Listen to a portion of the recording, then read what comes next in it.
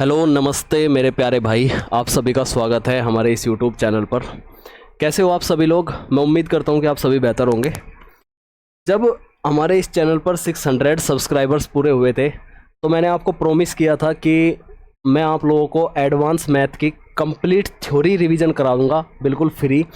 और उसी प्रॉमिस को पूरा करते हुए मैं आज की इस क्लास में कंप्लीट जियोमेट्री कराने वाला हूँ। जियोमेट्री के सारे कंसेप्ट, सारे फॉर्मूले और सारे टॉपिक हम इस वीडियो में कर लेंगे। एक टॉपिक हमारा बच जाएगा सर्किल का। सर्किल की एक वीडियो मैंने आप लोगों को पहले भी प्रोवाइड की थी, लेकिन यही टॉपिक इतना बड़ा हो जाएगा कि सर्किल अपने आप में भी एक बड़ा टॉपिक है, तो मैंने सोचा कि पहले इन्हीं टॉपिक्स को कवर कर लेते हैं और अगली वीडियो में फिर मैं आपको सर्किल का सारा कंप्लीट करा दूंगा, सारी थ्योरी। ठीक। एडवांस मैथ में थ्योरी ही इंपॉर्टेंट है, कंसेप्ट ही ज़्यादा पूछे जाते हैं। जिसका एडवांस मैथ में कंसेप्ट स्ट्रॉन्ग है वो ये समझ लो कि एडवांस मैथ में पूरे में से पूरे मार्क्स वो लेकर के आएगा। तो थ्योरी को बार बार रिवाइज करते रहो। और ये जो मैं आपको ये नोट्स प्रोवाइड कर रहा हूँ, बेहतर नोट्स है, या तो इनके स्क्रीनशॉट ले लेना, अदरवाइज मैं पीडीएफ भी प्रोवाइड कर दूंगा। पीडीएफ को आपको मिलेगी पीडीएफ मेरे एप्लीकेशन पर। तो गूगल प्ले स्टोर से एक एप्लीकेशन डाउनलोड कर लेना, ST कैंपस। देखो ऊपर ये थंबनेल पे आपको मोहर भी दिखाई दे रही होगी, इस प्रकार का लोगो आपको दिखेगा गूगल प्ले स्टोर पर। तो ST कैंपस ऐप को डाउनलोड कर लेना, वहाँ ई बुक्स वाले फोल्डर में आपको इसकी पीडीएफ मिल जाएगी और इस पीडीएफ को डाउनलोड करके आप रिवाइज करते रहना बार बार जब तक आपका पेपर होगा। 2025 में बहुत सारी बम्पर वैकेंसीज आ रही है, SSC में भी है, रेलवे में भी है, पुलिस में भी आ रही है ना। बहुत सारे आपके एग्जाम्स है 2025 में, तो मेहनत करो और 2025 में एक वैकेंसी अपने लिए, एक सीट अपने लिए पक्की कर लो। ठीक। अच्छा, जब आप एप्लीकेशन डाउनलोड करोगे तो एप्लीकेशन पर आपको एक बैच दिखेगा। अगर आप इस बैच में ज्वाइन होना चाहते हो तो 1 मई से मैं लाइव क्लास शुरू कर रहा हूँ, बिल्कुल शुरुआत से, बिल्कुल बेसिक से। मैथ्स स्पेशल बैच रहेगा ये, लेकिन इसके साथ साथ में GK GS की क्लास भी मिलेगी आपको जो बिल्कुल फ्री रहेगी। इसमें हम प्रीवियस ईयर क्वेश्चंस भी प्रैक्टिस करेंगे GK GS के, और जो कंसेप्चुअल GK GS है उसको भी कंप्लीट करेंगे। अगर आपकी GK GS इतनी स्ट्रॉन्ग नहीं है, आप पासिंग मार्क्स भी एग्जाम में नहीं कर पा रहे हो GK GS में, तो आप इस बैच को ज्वाइन कर लेना, इस ऐप को डाउनलोड करके। एडमिशन ओपन है 1 मई तक। अगर आप फीस जमा करते हो तो आपको 50% का डिस्काउंट मिलेगा, 1 मई के बाद आपको 10% का डिस्काउंट मिलेगा। तो इस बैच में आपको live classes, recorded classes, PDF test, weekly test हुआ करेंगे, वो तो बिल्कुल फ्री रहेंगे, सारी चीज़ मिलेगी और बेसिक्स टू एडवांस कराया जाएगा। तो जो भी इच्छुक है मेरे भाई वो डाउनलोड करके इस बैच में एनरोल कर लेना। ठीक है। कोई भी प्रॉब्लम आए तो आप मुझे व्हाट्सअप कर लेना, मैंने अपना नंबर भी दे रखा है। ठीक। अब हम अपनी क्लास पर चलते हैं। थोड़ा मैं नॉर्मली पढ़ाऊँगा, अगर आपको स्पीड कम लगे तो आप स्पीड बढ़ा करके देख सकते हो। एक एक कंसेप्ट को, एक एक बात को समझाते हुए चलूँगा। ठीक है। इस क्लास में हम लोग जियोमेट्री के ये वाले टॉपिक्स पढ़ने वाले हैं, जिसमें पहला टॉपिक रहेगा लाइंस एंड एंगल्स, दूसरा टॉपिक रहेगा ट्रायंगल्स, तीसरा टॉपिक रहेगा क्वाड्रिलेटरल और चौथा टॉपिक रहेगा पॉलीगन्स।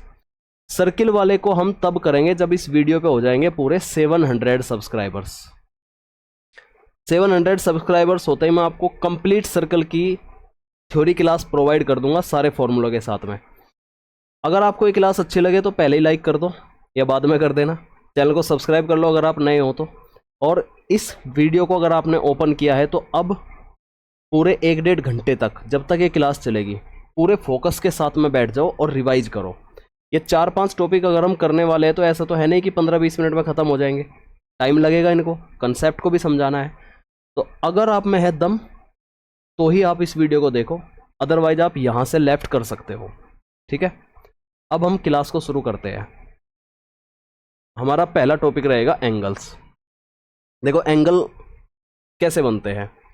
एंगल कहते हैं जब दो लाइन आती है, दो लाइंस तो जानते होंगे सभी, जैसे पॉइंट्स है। अगर ये सारे पॉइंट्स एक ही लाइन पर है तो इनको मिलाने वाला जो लोकस होगा इसको हम लाइन बोलेंगे।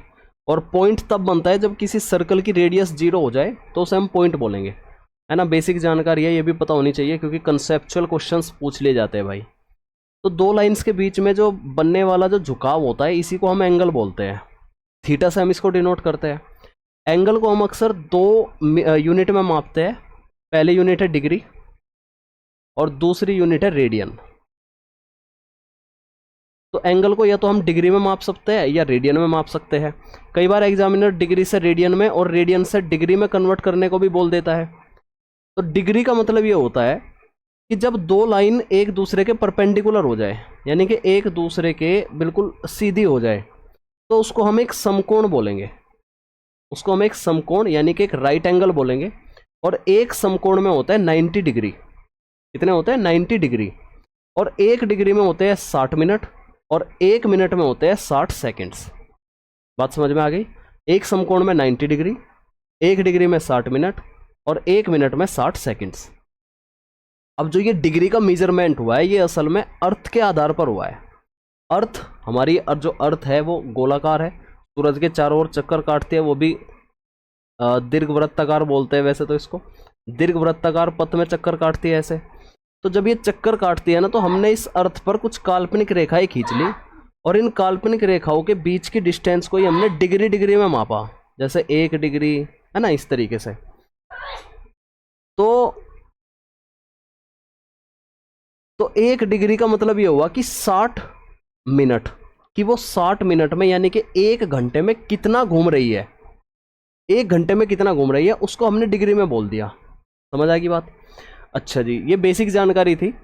अब आपको ये समझना है कि एंगल्स कितने प्रकार के होते हैं। तो हम नेक्स्ट स्लाइड पर चलते हैं।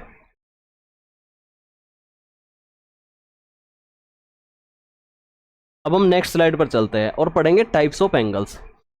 देखो, अगर मैं आपको लिख लिख करके समझाता तो बहुत सारा टाइम लगता, इसलिए मैंने कंटेंट पहले ही बना लिया। सारी पीडीएफ मैंने पहले ही लिख लिख करके जो इंपॉर्टेंट हेडिंग्स है वो लेकर के आया हूँ, ताकि बस अब आपको समझाना और आपको रिवाइज कराना रह जाए। तो अब हम बात करेंगे टाइप्स ऑफ एंगल्स की। देखो, एंगल्स मैंने तुम्हें बताया कि 2 लाइन के झुकाव। अब जब भी ये 2 लाइन मूव करती है तो एक ऐसा प्लस का साइन बन जाता है। मान लो 2 लाइन ऐसे एक दूसरे के ऊपर लेटी हुई है। जब ये दोनों लाइन एक दूसरे के ऊपर लेटी हुई है तो इनके बीच में एंगल बनेगा 0 डिग्री का। लेकिन जब ये लाइन ऐसे उठनी शुरू हो जाएगी यहाँ से, और मान लो यहाँ चली गई ये लाइन, तो इनके बीच में कुछ ना कुछ एंगल बनेगा। ठीक, फिर यही लाइन घूम करके यहाँ जाएगी तो यहाँ पूरा एंगल बन जाएगा ये 90 डिग्री का। ठीक है, ये 90 डिग्री का बनेगा। फिर यही लाइन घूम करके जब इस क्वाड्रेंट में आएगी तो कुछ ऐसे बन जाएगी ये लाइन। फिर यही लाइन घूम करके जब यहाँ आएगी तो ये लाइन अब सीधी लाइन हो गई। और जब ये सीधी लाइन हो गई तो यहाँ 0 से हम मेजर करना शुरू करेंगे। 0 से और इस सीधी लाइन के बीच का जो कोण बनेगा वो बनेगा 180 डिग्री का। उसके बाद 180 डिग्री से जब ये लाइन यहाँ जाएगी तो 270 डिग्री का कोण बनेगा। और जब ये लाइन यहाँ से वापस 0 डिग्री पर जाएगी तो इस बार जब वो घूम के जाएगी तो वो 360 डिग्री का एंगल बनाएगी। और इस तरीके से जब ये पूरा एक सर्कल पूरा हो जाएगा तो एक सर्कल अपने केंद्र पर पूरा 360 डिग्री का एंगल बनाएगा। ठीक है, इसलिए हम कहते हैं कि सर्कल 360 डिग्री का एंगल बनाता है। ठीक, अब जैसे इसने ये 360 डिग्री का एंगल बनाया तो ये प्लस का साइन बना।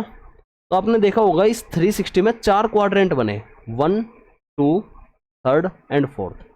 हर एक क्वाड्रेंट 90 डिग्री का है और हर एक एंगल को हम यहाँ 0 डिग्री से मापेंगे। अगर मान लो कोई लाइन ऐसे जा रही है तो हम यहाँ से एंगल मापेंगे, यहाँ से, ये वाला एंगल नहीं मापेंगे, वो फिर उसकी नेगेटिव साइड में हो जाएगा। अगर मैं यहाँ 0 से ये वाला एंगल मापता हूँ, इसको मैं थीटा बोलता हूँ, तो अगर मुझे ये वाला एंगल निकालना है तो इसको निकालूंगा मैं 180 माइनस थीटा करके। 180 में से माइनस करेंगे क्योंकि ये पूरा एंगल 180 डिग्री का है, जिसमें से ये थीटा है, तो ये वाला एंगल 180 माइनस थीटा हो जाएगा। और इसमें हम ये भी ध्यान रखेंगे कि वो कौन से क्वाड्रेंट में जा रहा है, क्योंकि क्वाड्रेंट में जाने पर साइन भी चेंज हो जाएंगे एंगल के। तो ये वाली सारी चीज़ हम पढ़ते हैं ट्रिग्नोमेट्री में, तो इसको हम ट्रिग्नोमेट्री के लिए छोड़ देते हैं, अपने जियोमेट्री पे ही आते हैं। तो यहाँ हमने एंगल का क्लासिफिकेशन किया कि जब तक एंगल फर्स्ट क्वाड्रेंट में है, यानी कि 90 डिग्री से स्मॉलर है, तो उस एंगल को हम बोलेंगे एक्यूट एंगल, यानी कि हिंदी में इसको हम बोलेंगे न्यून कोण। ठीक है जी, बात समझ में आई? तो 90 डिग्री से कम यानी फर्स्ट क्वाड्रेंट में अगर एंगल है तो उसको हम कहेंगे एक्यूट एंगल यानी न्यून कोण। इसको बार बार बोलते रहना साथ के साथ ही। अगर आप वीडियो को देख रहे हो तो आपको नींद भी नहीं आएगी और रिवाइज भी होता रहेगा। और अगर आप पढ़ाई कर रहे हो ना तो बैठ करके पढ़ाई करो, अपने साथ पानी की एक बोतल रखो, नींद आने लगे तो साथ साथ पानी पीते रहो और इन चीज़ों को नोट करो, फिर देखना आपको पता भी नहीं चलेगा आप 1 घंटे की क्लास कितनी जल्दी रिवाइज कर लोगे। लेकिन अगर आप लेट करके पढ़ रहे हो तो जाहिर सी बात है 10-15 मिनट बाद आपको नींद आने लगेगी, सर के ऊपर से बात जाने लगेगी, ठीक है, सो जाओगे सुनते सुनते बात को। वीडियो क्लास में यही होता है। तो मैं सजेस्ट ये करूँगा कि बैठ करके पढ़ो, पानी की बोतल रखो और इनको नोट करो या बोलते रहो साथ साथ। अब बात करते हैं राइट एंगल ट्रायंगल की। तो राइट एंगल ट्रायंगल को हम हिंदी में बोलेंगे समकोण, और ये वाला कोण होता है 90 डिग्री पर, ठीक है। ऑब्ट्यूस एंगल, ऑब्ट्यूस एंगल होगा जी अधिक कोण, यानी ये वो वाले कोण है जो सेकंड क्वाड्रेंट में पड़ेंगे, यानी 90 से तो ये बड़े होंगे और 180 डिग्री से ये छोटे होंगे। क्लियर है बात। फिर बात आएगी स्ट्रेट लाइन एंगल की। स्ट्रेट लाइन एंगल को हम हिंदी में कहेंगे सरल रेखीय कोण, सरल रेखीय कोण। और सरल रेखा पर लाइन पर जो कोण बनेगा वो कोण बनेगा 180 डिग्री का, तो theta is equal to 180 degree हो गया ये। फिर बात करेंगे रिफ्लेक्स एंगल की।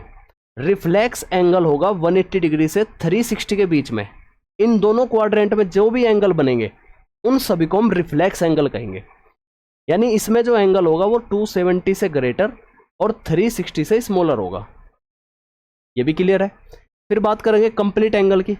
तो कंप्लीट एंगल यानी पूरा एक सर्कल, तो सर्कल को हम theta is equal to 360 degree. तो एंगल्स मैंने कितने बताए आप लोगों को? 6 एंगल बताए टोटल। पहला एक्यूट, दूसरा राइट एंगल, तीसरा ऑब्ट्यूस, चौथा स्ट्रेट, पांचवा रिफ्लेक्स और छठा कंप्लीट एंगल। ये बात लगभग सभी को क्लियर होगी। जो फ्रेशर स्टूडेंट है उनको भी ये बात क्लियर होगी कि ये वाले एंगल्स होते हैं, 8-9 क्लास में पढ़ाए जाते हैं। लेकिन जिनका मैथ साइड नहीं है, आर्ट साइड से पढ़े हैं, उनको ये चीज़ें बहुत अच्छे से याद करनी पड़ेगी। अब मैंने सारी बातें अच्छे से समझा दी आप लोगों को। अब हम आगे बढ़ते हैं नेक्स्ट स्लाइड पर। अब बात करते हैं पेयर ऑफ एंगल्स की। देखो पेयर का मतलब होता है जोड़ा, यानी कि यहाँ 2 एंगल्स की बात होगी। अब 2 एंगल्स का मतलब ये है, जैसे कि ये एक एंगल बना था समकोण, और इसमें जो है एक लाइन खींच दूं मैं, तो ये लाइन 2 एंगल बनाएगी। एक एंगल यहाँ बनाएगी θ1 और एक एंगल ये यहाँ बनाएगी θ2। और अगर मैं इन दोनों को जोड़ दूं, θ1 प्लस θ2 कर दूं, तो वो 90 डिग्री के इक्वल होगा। आप कहोगे सर बिल्कुल होगा ये। तो कॉम्प्लीमेंट्री एंगल उन एंगल्स को बोलते हैं जिसमें एंगल का सम 90 डिग्री हो जाए। मैं ये कहूंगा कि θ1 θ2 का कॉम्प्लीमेंट्री है अगर इन दोनों का जोड़ 90 डिग्री है तो। क्लियर है बात? कॉम्प्लीमेंट्री समझ में आ गया। अब बात करते हैं सप्लीमेंट्री की। सप्लीमेंट्री ऐसे 2 एंगल कहलाएंगे जिनका सम 180 डिग्री होगा। तो θ1 θ2 का सप्लीमेंट्री होगा अगर इन दोनों का सम 180 डिग्री हो जाए तो। बात समझ में आ गई? ये भी कॉम्प्लीमेंट्री में 90 डिग्री और सप्लीमेंट्री में 180 डिग्री। अब बात करते हैं एडजेसेंट एंगल्स की। एडजेसेंट एंगल्स का मतलब होता है साइड वाले एंगल। जैसे मान लो कि ये एक लाइन है, तो ये एंगल और ये एंगल ये एक दूसरे के साइड में है ना, इस लाइन के साइड में है ना। ये वाली एक कॉमन लाइन है दोनों एंगल्स की, ये इस लाइन के इस साइड में है, ये इस लाइन के इस साइड में है। तो ये दोनों एंगल एक दूसरे क्या कहलाएंगे? एडजेसेंट एंगल्स कहलाएंगे। क्लियर हो गई बात? बात करते हैं वर्टिकल अपोजिट की। वर्टिकल अपोजिट नाम में छिपा हुआ है कि शीर्षाभिमुख, यानी कि आमने सामने वाले कोण। तो जैसे ये वाला एंगल और ये वाला एंगल एक दूसरे के आमने सामने है, तो ये दोनों एंगल वर्टिकली अपोजिट एंगल होंगे और ये दोनों इक्वल भी होते हैं। याद रखोगे? अब ये वाला एंगल और ये वाला एंगल ये भी वर्टिकली अपोजिट होंगे और ये दोनों भी इक्वल होंगे। ठीक है। स्ट्रेट लाइंस की बात करते हैं। स्ट्रेट लाइन यानी कि ऐसे 2 एंगल जो स्ट्रेट लाइन पर पड़ते हो, जैसे ये वाला एंगल और ये वाला एंगल। इन दोनों एंगल का सम 180 डिग्री होगा, एक दूसरे के सप्लीमेंट्री है, तो यानी कि हम कह सकते हैं कि ये दोनों एंगल स्ट्रेट लाइंस एंगल है। ये वाली स्लाइड क्लियर हो गई सभी को? आगे बढ़े, नेक्स्ट पेज पर चलते हैं। अब देखो अगला हेडिंग आया हमारा, when A transverse line intersect 2 parallel lines. तो ये 2 पैरेलल लाइन है, एक लाइन ये है, एक लाइन ये है, ये दोनों पैरेलल है एक दूसरे के, और ये ट्रांसवर्स लाइन है। ट्रांसवर्स लाइन होती है जो तिरछी लाइन होती है। तो जैसे ही ट्रांसवर्स लाइन ने दोनों पैरेलल लाइंस को इंटरसेक्ट किया तो कुछ एंगल्स बन गए, इनके नाम दे दिए मैंने 1 2 3 4। अब इन एंगल्स की प्रॉपर्टीज क्या होती है वो समझो। एंगल 1 एंगल 3 के आमने सामने दिखाई दे रहा है आपको, यहां एक क्रॉस का निशान बन गया। ये जहां भी क्रॉस का निशान बन जाए वहां वर्टिकली अपोजिट एंगल जरूर बनेंगे। तो ये क्रॉस का निशान है, इसका वर्टिकल अपोजिट एंगल ये है, और मैंने ये बताया था कि ये दोनों इक्वल भी होते हैं, तो एंगल 1 एंगल 3 के इक्वल होगा। अगली बात, एंगल 2 एंगल 4 के इक्वल होगा। इसी प्रकार एक क्रॉस यहां बन रहा है, तो एंगल 5 एंगल 7 के इक्वल होगा। अब बताओ अगला कौन सा होगा? एंगल 6 एंगल 8 के इक्वल होगा। बोलो क्यों होगा? आप कहोगे सर क्योंकि ये वर्टिकली अपोजिट है। जब मैं आपसे कहूं कि बोलो, तो इसका मतलब आप बोलो। अगर आप ऐसे बोलते रहोगे तो आपको नींद नहीं आएगी क्लास करते वक्त, ठीक है? क्लास में एंटरटेनमेंट मत ढूंढो। आजकल दुनिया, ज़्यादातर हमारे युवा एंटरटेनमेंट के पीछे लगे हुए हैं। क्लास में एंटरटेनमेंट मत ढूंढो, क्लास में एंगेजमेंट ढूंढो। एंटरटेनमेंट होता है कुछ समय का, और ये कुछ समय का एंटरटेनमेंट अगर ज़्यादा लंबे समय का एंटरटेनमेंट बन जाए तो ये ज़्यादा लंबे समय तक आपकी ज़िंदगी ख़राब कर देगा। एंगेजमेंट होता है लंबे समय का, अगर ये एंगेजमेंट आपका लंबे समय तक बन जाए तो ये आपकी ज़िंदगी को लंबे समय तक आबाद कर देगा। अब आपको डिसाइड करना है कि एंटरटेनमेंट ढूंढना है क्लास में या एंगेजमेंट ढूंढना है क्लास में। और एंगेजमेंट का तरीका यही है कि क्लास में बोलते रहो, बैठ करके पढ़ो, लिखते रहो, ध्यान से सुनते रहो, एंगेजमेंट बन जाएगा आपका। तो इसमें बताओ, इसमें कौन कौन से वर्टिकली अपोजिट हो गए? 5 7 और 6 8। फिर आगे बात करते हैं हम अल्टरनेटिंग एंगल्स की। तो अल्टरनेटिंग एंगल्स क्या होंगे? एकांतर, यानी कि एक के अंतर के बाद। जैसे कि एकांतर को समझो, जैसे मान लो ये लाइन है, तो इस लाइन के इस साइड में बना कोण और इस लाइन के अपोजिट साइड में बना कोण हमेशा एकांतर कोण कहलाएंगे, अल्टरनेट एंगल कहलाएंगे, और ये भी इक्वल होते हैं। तो यहाँ आपको 3 5 के इक्वल दिख रहा होगा, angle 3 equal to angle 5। Angle 4 angle 6 के इक्वल दिख रहा होगा। इसी प्रकार एंगल 1 एंगल 7 के इक्वल दिख रहा होगा अल्टरनेटिंग में, और एंगल 2 एंगल 8 के अल्टरनेटिंग में दिख रहा होगा। तो ये सभी इक्वल होंगे, और ऐसे एंगल को हम बोलेंगे अल्टरनेटिंग एंगल। ठीक है, नोट कर लेना। स्पीड कम लग रही हो तो स्पीड को बढ़ा के देख लेना। अच्छा, और क्या बात है इसमें जानने की? करस्पॉन्डिंग एंगल्स को समझो। अब करस्पॉन्डिंग एंगल कौन कौन से होंगे? जो एक ही लाइन के एक ही साइड में है। जैसे ये 1 है और ये 5 है, तो ये लाइन के ऊपर की ओर है, यानी कि ये एक्सटीरियर एंगल है, और ये लाइन के अंदर की ओर है, ये एक इंटीरियर एंगल है। तो ये दोनों भी इक्वल होंगे क्योंकि ये करस्पॉन्डिंग एंगल है। तो एंगल 1 एंगल 5, एंगल 4 एंगल 8, इस प्रकार से याद रहेगा, कर लोगे आराम से। अब बात करते हैं इंटीरियर एंगल और एक्सटीरियर एंगल। तो देखो, एक ही लाइन के एक साइड में एंगल 4 और एंगल 5, ये दोनों के दोनों इंटीरियर एंगल है, और ये इक्वल नहीं होंगे, इन दोनों का सम 180 डिग्री होगा, राइट। इसी प्रकार लाइन के इस वाली साइड में आ जाओ, एंगल 3 और एंगल 5, सॉरी एंगल 6, एंगल 3 और एंगल 6, ये दोनों एक ही साइड में है, तो इनका सम भी 180 डिग्री के इक्वल होगा। ठीक है, कर लोगे। इसी प्रकार एक्सटीरियर एंगल में आओगे, तो एंगल 1 और एंगल 8 लाइन के एक ही साइड में है और बाहर है, तो एक्सटीरियर एंगल बोलेंगे, और इन दोनों का सम भी 180 डिग्री होगा। इसी प्रकार एंगल 2 और एंगल 7, एंगल 2 और एंगल 7, इनका सम भी 180 डिग्री होगा। अब अगर सवाल में आपको कहीं भी कोई ट्रांसवर्स लाइन किसी पैरेलल लाइंस को इंटरसेक्ट करते हुए दिखाई दे, तो ये चारों प्रॉपर्टीज आपको ध्यान रखनी है एंगल्स के बीच में, कि कौन से एंगल में कौन सी प्रॉपर्टी लगनी है। अगर आपके दिमाग में ये बात रह गई वहाँ एग्जाम में, तो आप ऐसे सवालों को चुटकियों में करोगे, बिल्कुल छोड़ के नहीं आओगे।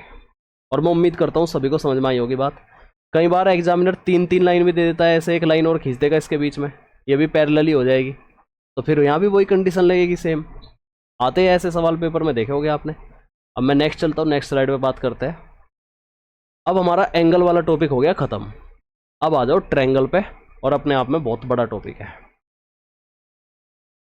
थोड़ा समय लगेगा इसमें, 1 बाय 1 समझोगे सारी चीज़ समझ में आएगी। अभी तक बेसिक ही चल रहा था, अब हम थोड़े थोड़े एडवांस वर्जन की ओर बढ़ते जाएंगे।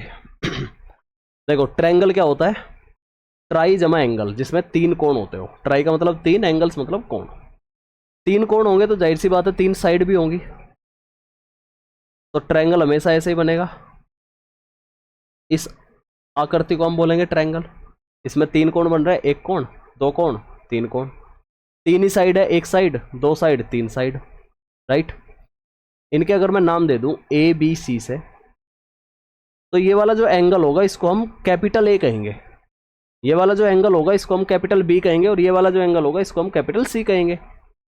एंगल ए के सामने वाली जो साइड होगी उसको हम स्मॉल ए कहेंगे। ध्यान देना, सामने वाली साइड, किसी को भी मत दे देना कभी इसको ए बोल दो जी, इसको बी बोल दो जी, फिर सवाल में जो है आप गलती करते हो, है ना। एंगल ए के सामने वाली साइड को आप एंगल ए बोलना, एंगल सी के सामने वाली साइड को आप एंगल सी साइड सी बोलना, ये साइड है साइड, और एंगल बी के सामने वाली साइड को आप साइड बी बोलना स्मॉलर में। ये पहली बात है, पहला कंसेप्ट है जो आपको समझना है, क्योंकि जब आप फॉर्मूले याद करते हो ना, तो फॉर्मूले फिर आप उल्टे याद कर लेते हो और फिर सवाल में लगाते हो, आपके आंसर नहीं बनते। पहली ये बात आपको याद रखनी है। अब दूसरी बात आपको याद रखनी कि भाई ट्रायंगल होते कितने प्रकार के हैं। तो अगर मैं साइड के आधार पर डिसाइड करूं कि ट्रायंगल कितने प्रकार के होंगे, तो ट्रायंगल होंगे 3 प्रकार के, स्केलेन ट्रायंगल, आइसोसेल्स ट्रायंगल और इक्विलेटरल ट्रायंगल। स्केलेन ट्रायंगल वे ट्रायंगल होंगे जिनकी साइड इक्वल नहीं होती, तीनों की तीनों साइड अलग अलग होती है, ए बी सी। इसकी कुछ अलग वैल्यू है, इसकी कुछ अलग वैल्यू है, इसकी कुछ अलग वैल्यू है। उन सभी ट्रायंगल्स को हम बोलेंगे स्केलेन, यानी विषम बाहु त्रिभुज, विषम बाहु। दूसरा आया जी हमारा आइसोसेल्स ट्रायंगल। आइसो का मतलब होता है 2, यानी ऐसे ट्रायंगल जिसकी 2 साइड तो इक्वल होती हो, अगर ये ए है तो ये भी ए रहेगा, लेकिन तीसरी साइड अलग होती हो, तो हिंदी में हम इसको कहेंगे समद्विबाहु त्रिभुज। अब ये बात भी क्लियर हो गई।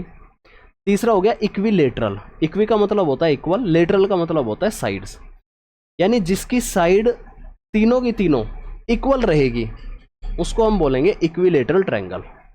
हिंदी में हम इसको कहेंगे समबाहु त्रिभुज। और ये तीनों के तीनों इंपॉर्टेंट है, इनके फॉर्मूले भी आएंगे कि भाई एरिया बता दो, पैरामीटर बता दो, इनके बीच में इन रेडियस बता दो, सर्कम रेडियस बता दो। लेकिन उससे पहले आपको पता होना चाहिए कि आखिर ट्रायंगल्स हमारे साइड के आधार पर कैसे होते हैं और एंगल्स के आधार पर कैसे होते हैं। तो ये वाली स्लाइड सभी को क्लियर हो गई क्या? आगे बढ़ूं। अब बात करते हैं on the basis of angles, यानी कोणों के आधार पर। ठीक है, कोणों के आधार पर। तो जैसे साइड के आधार पर 3 ट्रायंगल्स होते हैं, ऐसे ही कोणों के आधार पर भी 3 ट्रायंगल्स होते हैं, जिसमें पहला होता है एक्यूट एंगल ट्रायंगल। बताओ मुझे एक्यूट एंगल क्या था? एक्यूट का मतलब ऐसे एंगल जो 90 डिग्री से स्मॉलर हो, जिसमें एक कोण 90 डिग्री से छोटा होगा। ये मान लो 60 डिग्री का है, एक कोण 90 डिग्री से छोटा होगा, उसको हम कहेंगे एक्यूट एंगल ट्रायंगल। अब आप कहोगे सर अगर एक कोण 90 डिग्री से छोटा है, अगर दूसरा कोण 90 डिग्री से ज़्यादा हो जाए तो फिर क्या होगा? तब भी हो सकते हैं क्या? मैं कहूँगा हो सकते हैं। इसमें सारे के सारे ही एंगल छोटे नहीं हो सकते क्या? तो इसमें सारे के सारे भी एंगल छोटे हो सकते हैं, सारे एंगल छोटे हो सकते हैं, उसको हम बोलेंगे एक्यूट एंगल ट्रायंगल। तो इसीलिए दूसरी कंडीशन हमने ये रखी कि जिसमें दोनों साइड के स्क्वायर का सम तीसरी साइड के स्क्वायर से ग्रेटर हो जाए, क्योंकि कन्फ्यूजन बनाना है यहाँ तो कि भाई अगर तीनों हो जाए तो सर क्या बोलेंगे। तो फिर हम दूसरी बात ये भी ध्यान रखेंगे कि मान लो ये ए बी सी ये एक ट्रायंगल था, इसके सामने वाली साइड ए है, इसके सामने वाली साइड बी है, इसके सामने वाली साइड सी है। अगर दो साइड का सम, किन्हीं भी दो साइड को ले लो, दो साइड के स्क्वायर का सम अगर ग्रेटर हो जाए तीसरी साइड के स्क्वायर से, तो ऐसे ट्रायंगल हमारे एक्यूट एंगल ट्रायंगल कहलाएंगे। बात समझ में आ गई। दूसरी बात, राइट एंगल ट्रायंगल, जिसमें एक एंगल हमारा 90 डिग्री बनता हो आम भाषा में। फिर आप कहोगे सर एक 90 डिग्री बन रहा, लेकिन एक तो 60 डिग्री और दूसरा तो 30 डिग्री बन रहा है, ये तो 90 डिग्री से कम हो गए, इसके आधार पे तो हमेशा एक्यूट एंगल बोलना चाहिए था। तो फिर एक थ्योरम दी गई है, सब पाइथागोरस थ्योरम बोलते हैं इसको, पाइथागोरस ने दी थी ये तीनों थ्योरम, कि अगर दो साइड का सम का, दो साइड के स्क्वायर का सम अगर तीसरी साइड के स्क्वायर के इक्वल हो जाए तो फिर वो हमारा कहलाएगा राइट एंगल ट्रायंगल। क्लियर है बात। आगे बढ़ते हैं, ऑब्टूस एंगल ट्रायंगल। देसी भाषा में बोले तो एक एंगल जिसका 90 डिग्री से ग्रेटर हो उसको हम ऑब्टूस एंगल ट्रायंगल बोलेंगे। या मैथमेटिशियन की भाषा में, अगर दो साइड के स्क्वायर का सम तीसरी साइड के स्क्वायर से स्मॉलर हो जाए तो ऐसे सभी ट्रायंगल को हम लोग ऑब्टूस एंगल ट्रायंगल बोलेंगे। तो तीन ट्रायंगल मैंने तुम्हें साइड के आधार पे बताए, तीन ट्रायंगल मैंने तुम्हें एंगल्स के आधार पे बताए। बोर तो नहीं हो गए हो यहाँ तक? आगे बढ़े क्या? अभी तो बहुत है क्लास, अगर यहाँ तक बोर हो गए हो तो कैसे काम चलेगा? आगे देखो, condition for formation of A triangle. Triangle कैसे फॉर्म हो सकता है? तो ट्रायंगल तीन साइड का तभी फॉर्म हो सकता है जब दो साइड का सम, ध्यान से सुनना, जब दो साइड का सम तीसरी साइड से ग्रेटर हो, या तो तब वो ट्रायंगल बनेगा, या फिर दो साइड की लेंथ का डिफरेंस, दो साइड की लेंथ का डिफरेंस तीसरी साइड से छोटा हो तब वो ट्रायंगल बनेगा। अगर ये दोनों कंडीशन में से कोई भी कंडीशन फॉलो नहीं हो रही है तो वो ट्रायंगल नहीं बनेगा। अगर मान लो मैं ये कहता हूँ कि 5 5 10, ये 3 पॉइंट्स दे रखे हैं, या 3 ये साइड के मीजर दे रखे हैं, तो क्या इससे कोई ट्रायंगल बनेगा? तो मैं कहूँगा नहीं बनेगा। क्यों नहीं बनेगा? क्योंकि इन दो साइड का सम इस 10 के इक्वल आ रहा है, ना तो स्मॉलर जा रहा है ना छोटा जा रहा है। अगर मैं माइनस करूँ तो 0 आएगा, और लेंथ, 2 पॉइंट के बीच की लेंथ ही अगर 0 हो जाएगी तो वो तो लेंथ ही नहीं बची, फिर तो वो ट्रायंगल कैसे फॉर्म करेंगे? नहीं कर सकते वो ट्रायंगल फॉर्म। तो कंडीशन ये है कि किन्हीं भी दो साइड का सम तीसरी साइड से ग्रेटर होना चाहिए, या दो साइड का डिफरेंस तीसरी साइड से स्मॉलर होना चाहिए, तो हमारा ट्रायंगल फॉर्म हो जाएगा, वरना नहीं होगा। और इसको हम मैथमेटिक्स भाषा में ऐसे लिख सकते हैं, ये डिफरेंस जो होता है ना, ये लेंथ ही होती है, इसको हम लेंथ ही बोलते हैं, 2 पॉइंट्स के बीच की लेंथ। और मोड का मतलब होता है कि वो हमेशा पॉजिटिव ली जाएगी, क्योंकि लंबाई कभी नेगेटिव नहीं हो सकती, डिस्टेंस कभी नेगेटिव हो ही नहीं सकती। डिस्टेंस 0 हो सकती है, कभी नेगेटिव नहीं हो सकती। तो यहाँ हम मोड इसलिए लगाते हैं कि हमें पॉजिटिव वैल्यू लेनी है सिर्फ। छोटी छोटी बातें भी अगर आपको पता चलेगी, अगर आप फोकस होकर पढ़ रहे हो तो। अगली स्लाइड पर चलेंगे। अब आ जाओ प्रॉपर्टीज ऑफ ट्रायंगल पर। अब ये इंपॉर्टेंट है, यहीं से सवाल बनते हैं सबसे ज़्यादा। बेसिक आपने समझ लिया एंगल्स के बारे में, लाइंस के बारे में, ट्रायंगल्स के बारे में। अब इन ट्रायंगल्स की प्रॉपर्टीज समझो। सबसे पहली प्रॉपर्टी बहुत आसान प्रॉपर्टी है, बच्चे बच्चे को पता है कि ट्रायंगल के तीनों एंगल का सम 180 डिग्री होता है। कितना होता है? 180 डिग्री। अच्छा, 180 डिग्री को अगर मैं रेडियन में कन्वर्ट करूं तो मैं 180 डिग्री को रेडियन में लिखूंगा पाई, और यहां मैं डिग्री में लिख देता हूं, डिग्री में। अगर मैं 2 पाई लिखता हूं तो 2 पाई को मैं डिग्री में लिखूंगा 360 डिग्री। पाई को 180 डिग्री, 2 पाई को 360 डिग्री। अगर मैं पाई बाई 4 लिखता हूं तो इसका मतलब होगा 45 डिग्री। अगर मैं पाई बाई 3 लिखता हूं इसका मतलब होगा 60 डिग्री। अगर मैं पाई बाई 6 लिखता हूं इसका मतलब होगा 30 डिग्री। अगर मैं 3 पाई बाई 4 लिखता हूं इसका मतलब होगा 35 डिग्री। और अगर मैं 2 पाई बाई 3 लिखता हूं तो इसका मतलब होगा 120 डिग्री। ये कुछ standard radian two degree conversion है एंगल्स का। ये आपको ट्रिग्नोमेट्री में भी हेल्प करेंगे, ये आपको जियोमेट्री में तो हेल्प कर ही रहे हैं, तो इनको याद करना। तरीका इनका ये भी है कन्वर्ट करने का कि जैसे कि आप 45 डिग्री को रेडियन में कन्वर्ट करना चाहते हो तो पाई अपॉन 180 से मल्टीप्लाई कर दो। पाई अपॉन 180 से मल्टीप्लाई करोगे तो 45 चौके 180, तो π/4 आ जाएगा, अदरवाइज याद कर लो। ठीक है, तो ये एक छोटा सा टॉपिक ये भी मैंने तुम्हें क्लियर करा दिया। अब आगे बढ़ेंगे, दूसरी प्रॉपर्टी पर आएंगे। दूसरी प्रॉपर्टी क्या कहती है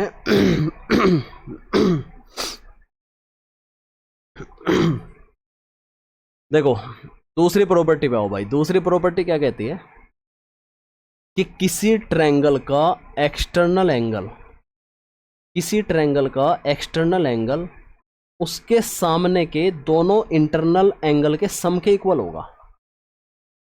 तो ये है एक्सटर्नल एंगल, इसके सामने इसका एडजेसेंट तो ये होगा, इसको छोड़ देंगे। इसके सामने वाले एंगल होंगे एंगल 1 और एंगल 2, इन दोनों के जोड़ के इक्वल होगा एंगल 3 एक्सटर्नल एंगल। फिर बात करते हैं तीसरी प्रॉपर्टी की।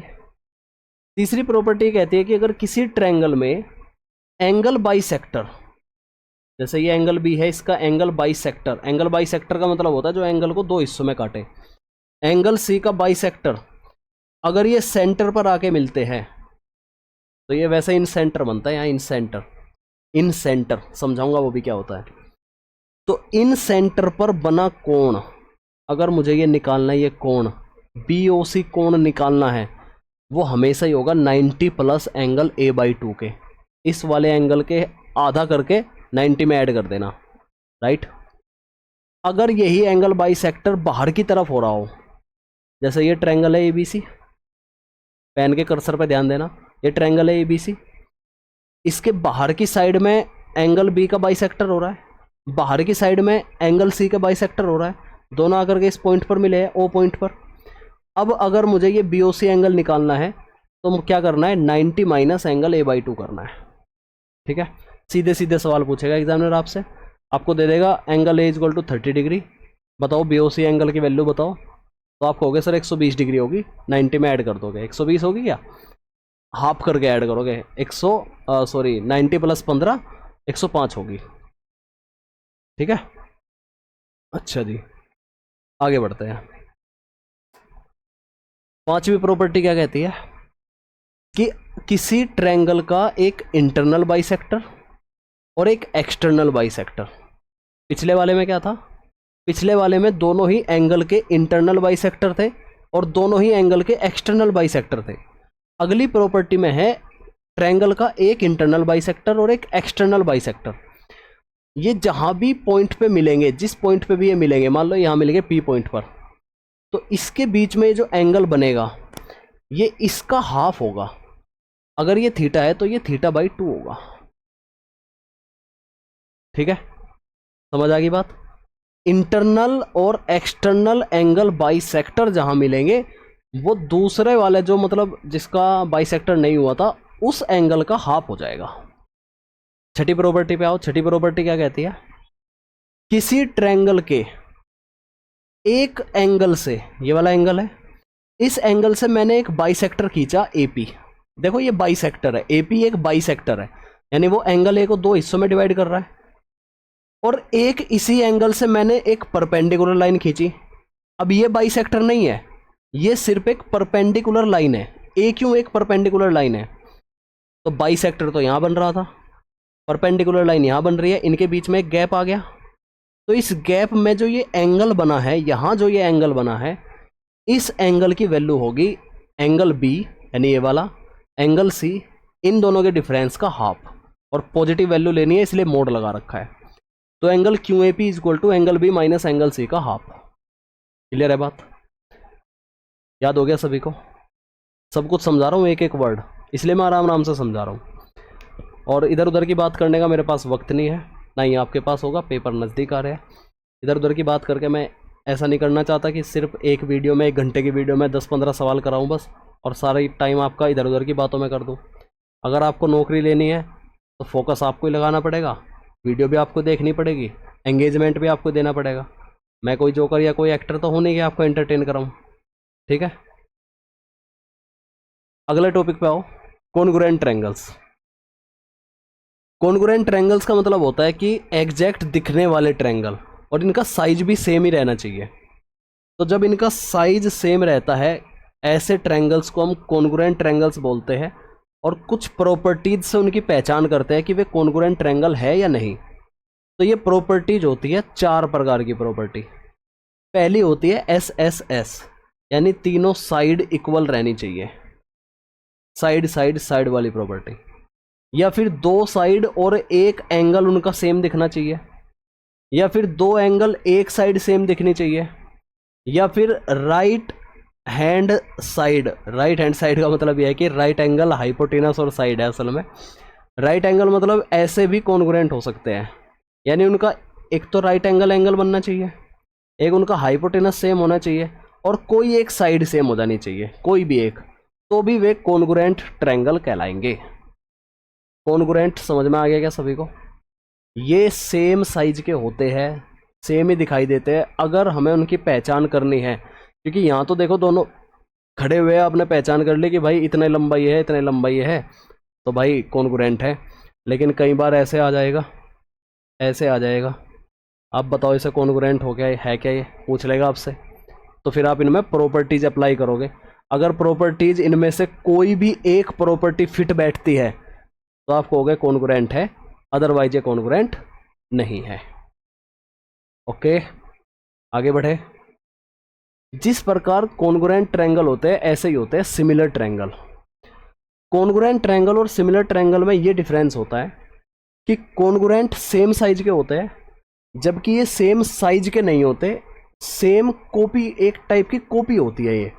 इनका साइज अलग अलग हो सकता है, लेकिन ये दिखेंगे एक जैसे, छोटे बड़े हो सकते हैं ये, तो कॉपी बोलते हैं ना, इसकी कॉपी है, ये है छोटी बड़ी लेकिन कॉपी है।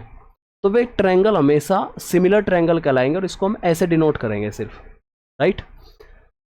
तो सिमिलर ट्रायंगल में जो करस्पॉन्डिंग साइड्स होती है, जैसे करस्पॉन्डिंग का मतलब क्या बताया था मैंने तुम्हें? करस्पॉन्डिंग, ये वाली साइड का करस्पॉन्डिंग है ये वाली साइड, इस साइड के करस्पॉन्डिंग है ये वाली साइड, और इस साइड के करस्पॉन्डिंग है ये वाली साइड। इनका रेशो इक्वल होगा। करस्पॉन्डिंग साइड का रेशो या प्रोपोर्शनल, प्रोपोर्शनल कह सकते हैं या रेशो कह सकते हैं, रेशो इक्वल होगा। जहां रेशो इक्वल होते हैं उसी को प्रोपोर्शनल बोलते हैं। प्रोपोर्शनल का मतलब होता है जहां रेशो इक्वल हो जाए उसको प्रोपोर्शनल बोलेंगे। तो जैसे कि इस ट्रायंगल में आओगे, इस ट्रायंगल में ये वाली साइड A2 है, इस वाली ये वाली साइड A1 है, तो करस्पॉन्डिंग साइड का रेशो यानी A1/A2 इक्वल होगा करस्पॉन्डिंग साइड के रेशो B1/B2, C1/C2, इस प्रकार से। अगर साइड से अलग कुछ और प्रॉपर्टीज भी दे रखी है, जैसे मीडियन दे रखी है, तो उनका रेशो भी प्रोपोर्शनल होगा। इन रेडियस दे रखी है, उनका रेशो भी प्रोपोर्शनल होगा। सरकम रेडियस दे रखी है, उनका रेशो भी प्रोपोर्शनल होगा। अगर P1/P2 यानी कि पैरामीटर है, तो उनका रेशो भी प्रोपोर्शनल होगा। लेकिन जब एरिया की बात आएगी तो एरिया में ना अंडर रूट निकलेगा, क्योंकि एरिया डिपेंड करता है साइड के स्क्वायर पर। और अगर मैं यहाँ साइड ले रहा हूँ, यहाँ साइड ले रहा हूँ, तो मुझे फिर इसको स्क्वायर को हटाना पड़ेगा, तो एरिया का रूट लेना पड़ेगा, राइट। तो एरिया के रूट के रेशो के प्रोपोर्शनल होता है। ये प्रॉपर्टी लगती है आपकी सिमिलर ट्रायंगल में। बात समझ में आ गई? कॉन्ग्रुएंसी में 4 प्रॉपर्टी, SSS, AAS, SAS, ठीक है, और RHS। और सिमिलर ट्रायंगल में करस्पॉन्डिंग साइड का रेशो प्रोपोर्शनल होगा। जब सवाल कराऊंगा जो कि बैच में चलेगी क्लास, उसमें सारी ढंग से बता दूंगा चीज़ें। अब बात करते हैं मिड पॉइंट थ्योरम की। देखो जैसे ये ट्रायंगल है मेरा, इस ट्रायंगल के मिड पॉइंट AD साइड पर D इसका मिड पॉइंट है, AC साइड पर E इसका मिड पॉइंट है। तो मिड पॉइंट थ्योरम ये कहती है कि DE की लेंथ इस BC के हाफ होगी। D इक्वल टू कितना होगी? हाफ ऑफ BC होगी। और ये इसके पैरेलल भी होती है, DE पैरेलल टू BC। अगली बात, अगर मुझे इसका एरिया निकालना है, ADE का एरिया, ADE का एरिया, इसका एरिया, और फिर इस पूरे कंप्लीट ट्रायंगल का एरिया, उनका रेशो होगा 1/4। और साइड का प्रोपोर्शनल की बात करूँ तो AD/AB यानी कि AD/AB। इसी प्रकार इसमें भी सिमिलर ट्रायंगल ही बन जाएंगे ये असल में, AE/AC। अगर आप ध्यान से देखोगे ना तो ये सिमिलर ट्रायंगल ही तो है, बस ये छोटे वाला ट्रायंगल इसमें आकर के फिट हो गया यहाँ, तो ये दोनों सिमिलर ट्रायंगल नहीं है। तो सिमिलर ट्रायंगल में करस्पॉन्डिंग साइड्स का रेशो प्रोपोर्शनल होगा। ये बात लिखी है यहाँ पर, समझ आ गई बात? आगे बढ़ो, नेक्स्ट स्लाइड पर आओ। अगली स्लाइड में यही बात है कि अगर कोई ट्रायंगल है, इस ट्रायंगल के दो कोण इक्वल हो जाए, एंगल ए एंगल बी के इक्वल हो जाए, तो उनकी सामने वाली साइड भी इक्वल होगी। ये वाली साइड और ये वाली साइड भी इक्वल होगी, ए इक्वल टू बी होगी। अगर एंगल ए ग्रेटर हो एंगल बी से तो फिर वो साइड भी ग्रेटर हो जाएगी। अगर एंगल ए स्मॉलर हो एंगल बी से तो वो साइड भी छोटी हो जाएगी। इतनी सी बात है बस, समझ गए बात को? आगे बढ़ेंगे, पीछे कोई छूट तो नहीं गया? ये हो गया। नेक्स्ट स्लाइड, बात करते हैं एंगल बाइसेक्टर थ्योरम की। देखो नाम से समझो, एंगल बाइसेक्टर यानी कि एंगल को दो हिस्सों में बांटने वाली। तो ये कोई ट्रायंगल है, इस ट्रायंगल का ये वाला एंगल बाइसेक्ट कर दिया, दो हिस्सों में बांट दिया इक्वली। तो जब इस लाइन ने इस एंगल को दो हिस्सों में बांटा, तो एक तो ये वाला एरिया और ये वाला एरिया दोनों इक्वल होंगे, पहली बात। दूसरी बात, इनका ratio A B upon B D, A B upon B D equal होगा ए सी अपॉन डी सी के। क्यों होगा? क्योंकि अब ये एक सिमिलर ट्रायंगल के रूप में काम कर रहे हैं, तो इसकी करस्पॉन्डिंग साइड अपॉन इसकी करस्पॉन्डिंग साइड और इसकी करस्पॉन्डिंग साइड अपॉन इसकी करस्पॉन्डिंग साइड आपस में सिमिलर होगी। भाई ऐसा भी लिख सकते हो, इसके अपॉन ये, इसके अपॉन ये, एक ही बात है। याद कर लेना, सवाल बनेंगे। अच्छा, एंगल बाइसेक्टर की जब हम बात करते हैं तो एंगल बाइसेक्ट दो तरीके से हो सकता है। ये तो इंटरनली हुआ, अगर एक्सटर्नली हो जाए तो मान लो ये एंगल ए है, इसके बाहर से एंगल बाइसेक्टर हो रहा है, दो हिस्सों में बांट दिया एंगल बाहर से, तो कहीं डी पॉइंट पे जाकर के मिलाओ, तो अब यहाँ ये दो सिमिलर ट्रायंगल बन गए, एक ये और एक ये, तो इसमें भी सेम रेशो लगेगा। तो A B upon B D यानी कि ए बी और फिर ये पूरा बी डी और ए सी अपॉन डी सी, ये और ये, क्योंकि सिमिलर ट्रायंगल बने हैं। ये देखो, ये वाले ट्रायंगल सिमिलर बने हैं, तो इन्हीं की करस्पॉन्डिंग साइड्स का रेशो प्रोपोर्शनल लेना है। ठीक है मेरे भाई, ध्यान रखोगे सभी। आगे बढ़ेंगे। अब पिछला टॉपिक हमारा क्लियर हो गया, अब हम बात करते हैं ट्रायंगल्स के सेंटर्स की। तो देखो, ट्रायंगल के अंदर 5 प्रकार के सेंटर बन सकते हैं। एक होता है सेंट्रोइड जो बनता है मीडियन से, एक होता है इन सेंटर जो बनता है एंगल बाइसेक्टर से। मीडियंस क्या होती है, पहले मीडियंस को समझ लो एक बार। मीडियंस होती है कि किसी ट्रायंगल के वर्टेक्स से, किसी ट्रायंगल के शीर्ष से सामने साइड पर खींची गई लाइन, जरूरी नहीं वो परपेंडिकुलर हो, जरूरी नहीं है ये 90 डिग्री बनाए ना, जरूरी नहीं है। बस मीडियन की डेफिनेशन ये है कि शीर्ष से सामने वाली साइड पर खींची गई लाइन, इस एंगल के शीर्ष से सामने साइड पर खींची गई लाइन, इस एंगल के शीर्ष से सामने खींची गई लाइन मीडियन कहलाती है। और जहां ये तीनों एक दूसरे को इंटरसेक्ट करती है उसको हम बोलते हैं सेंट्रोइड। बात समझ में आ गई सभी को? ध्यान से सुन रहे होगे तो समझ में आएगा पक्का। इन सेंटर क्या होता है? Angle bisector. यहाँ तो डेफिनेशन थी कि मीडियन शीर्ष से साइड पे जाना। एंगल बाइसेक्टर का मतलब है कि जो एंगल को दो हिस्सों में बांटते हुए चले। यहाँ भी एक एंगल है, इसको भी दो हिस्सों में बांटते हुए चले लाइन, यहाँ भी एक एंगल है, इसको भी दो हिस्सों में बांटते हुए चले लाइन। जहां वो आपस में आकर मिलेगी उसको बोलेंगे इन सेंटर। क्या बोलेंगे? इन सेंटर। फिर बात करते हैं सरकम सेंटर की। सरकम सेंटर होती है परपेंडिकुलर बाइसेक्टर। देखो, वो बाइसेक्टर भी होना चाहिए और परपेंडिकुलर भी होना चाहिए। और किसका होना चाहिए? साइड्स का, एंगल्स का नहीं, साइड्स का।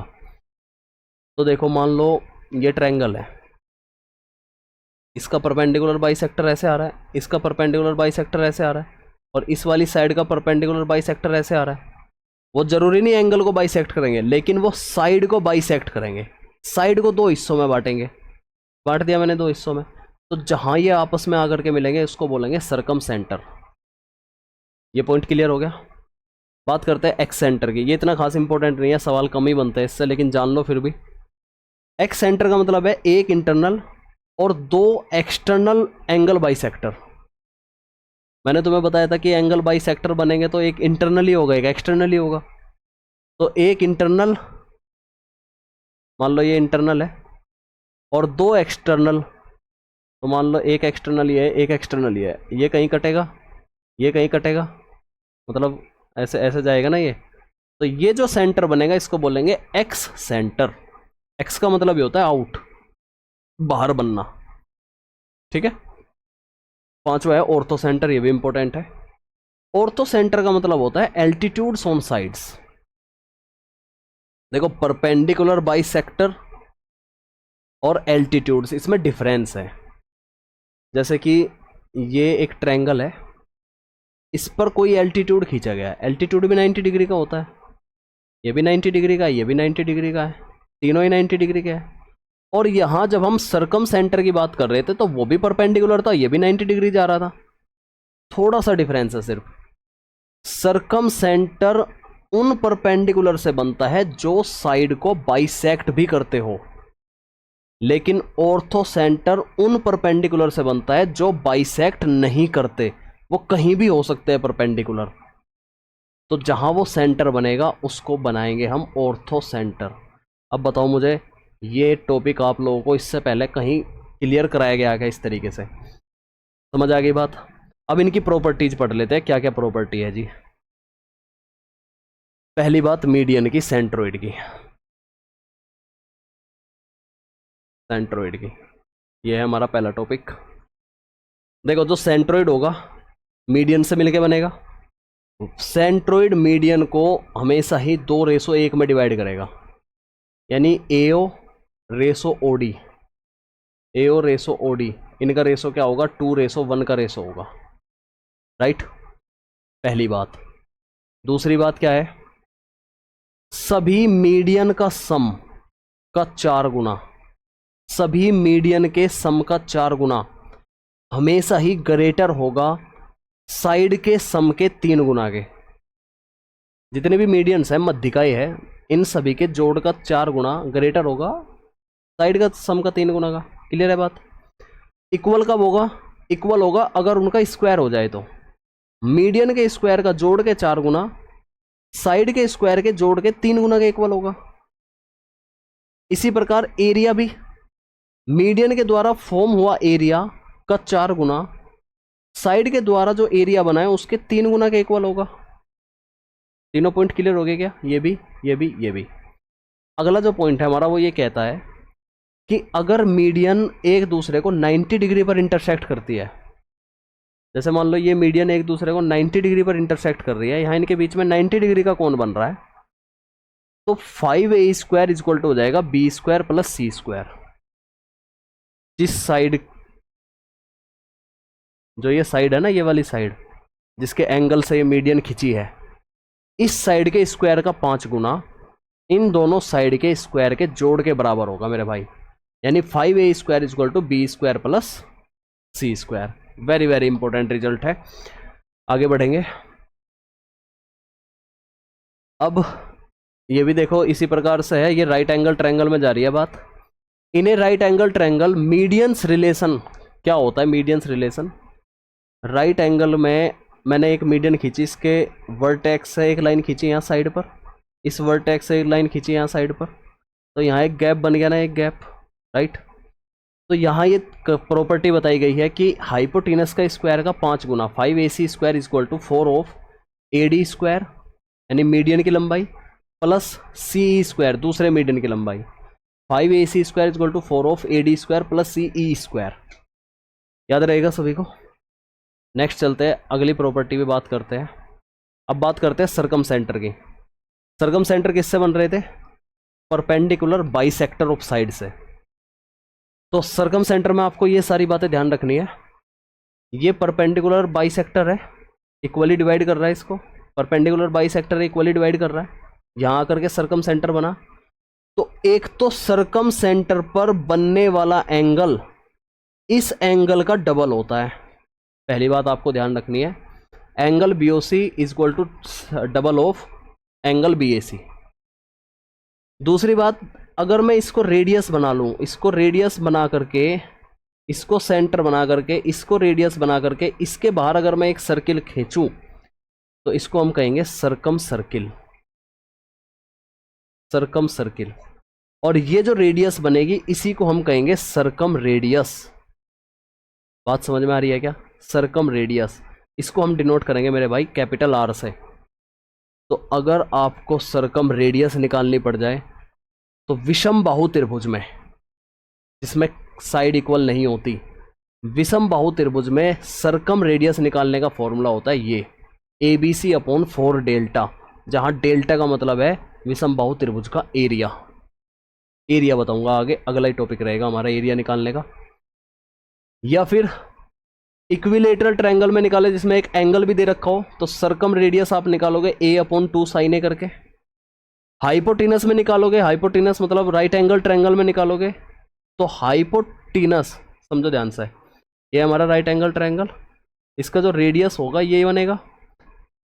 इसका जो सर्कम सेंटर होता है ना, वो हाइपोटेनस के मिड पॉइंट पर होता है, कर्ण भुजा के मिड पॉइंट पर होता है circum centre right angle circle का। तो इसीलिए ये जो आर होगी वो हाइपोटेनस का हाफ हो जाएगी। एक्यूट एंगल में ये अंदर होता है, ऑब्टूस एंगल में ये बाहर होता है, बाहर सर्कम सेंटर बाहर निकल जाता है ऑब्टूस एंगल में, और राइट एंगल ट्रायंगल में वो कर्ण के मिड पॉइंट पर होता है। एक इसमें साइन रूल भी लगता है, साइन रूल के आधार पर भी हम ये कह सकते हैं कि ये रेडियस का डबल हो जाएगा।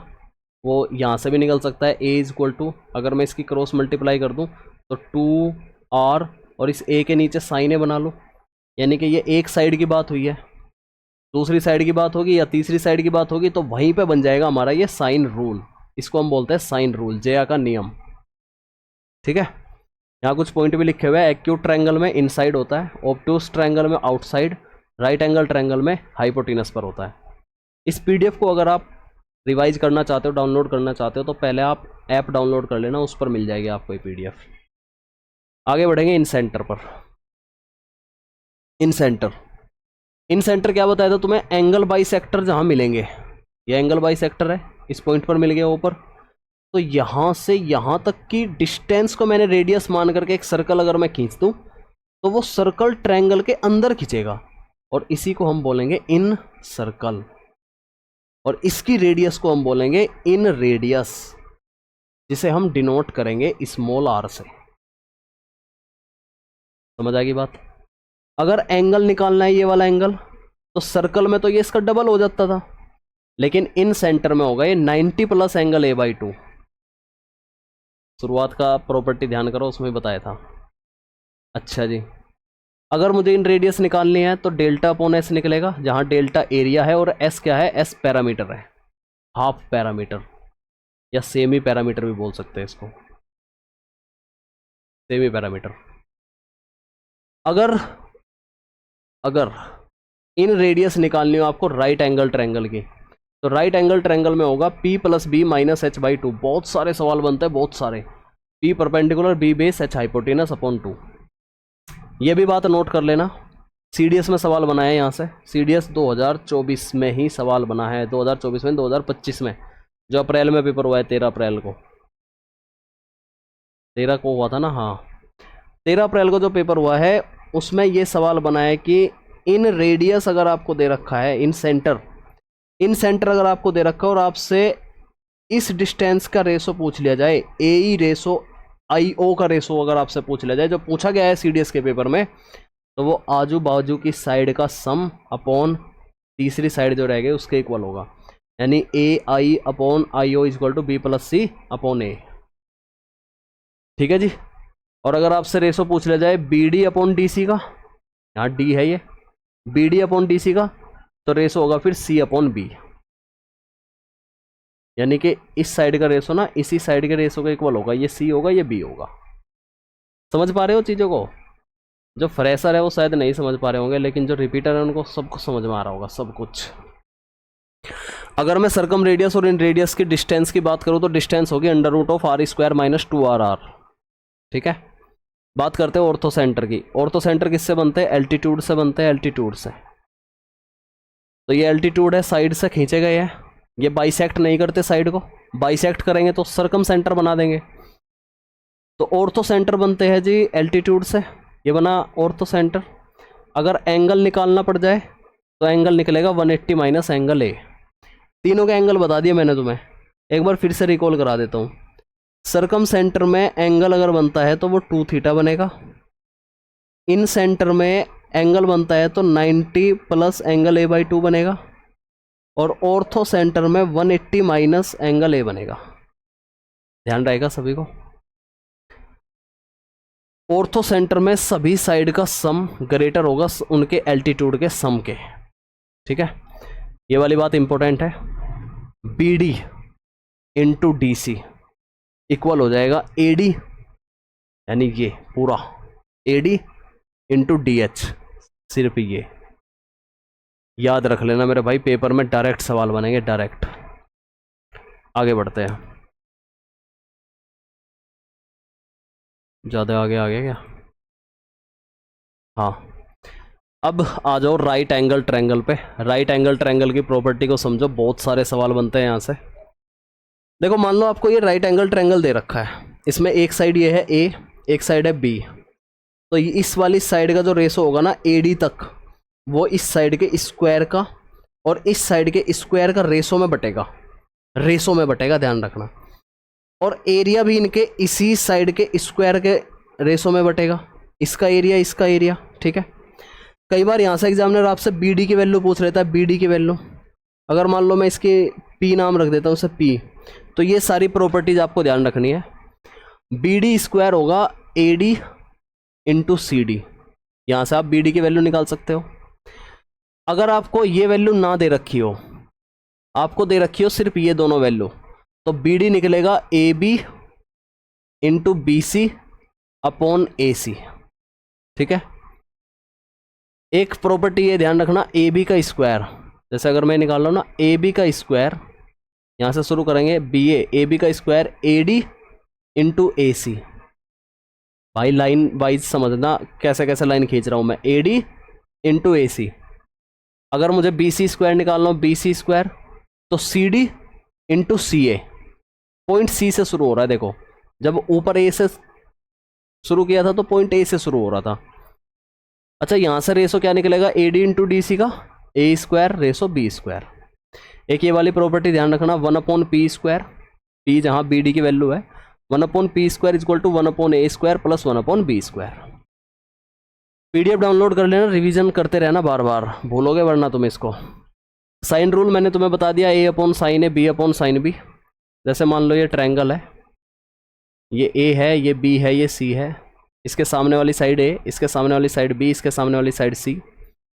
तो ए upon sine A, B upon sine B, C upon sine सी, इनका रेशो प्रोपोर्शनल होता है, इक्वल होता है, और ये सर्कम रेडियस के 2 गुने के इक्वल होता है। इसी को हम कई बार कांस्टेंट भी बोल देते हैं। ठीक है, कोसाइन रूल निकालना है तो cosine rule, cos A equal to B square plus C square minus A square upon 2bc।